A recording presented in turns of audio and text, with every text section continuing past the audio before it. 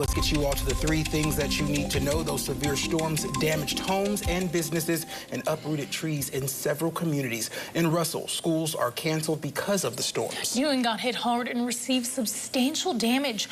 All schools there are canceled as well. The American Red Cross set up a shelter at Fire Station 3 at 2520 South Kansas Road.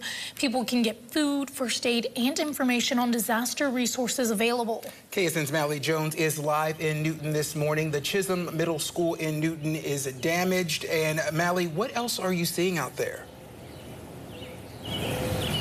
Hey guys, well, we are just off of First Street, pretty close to Chisholm Middle School, and take a look at all of this debris in this yard right here. This is a lot of what we've been seeing throughout the morning as we have been driving around Newton, is a lot of branches, a lot of trees down in the area. And I actually have one of these neighbors here with me this morning, Wayne.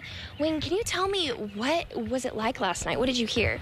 Yeah, it was kind of scary. We knew something serious was happening. We were watching the weather, and it sounded like a train, a hurricane. It's the worst I've seen around here, maybe ever, in the 30 years I've been here. So we hit the basement.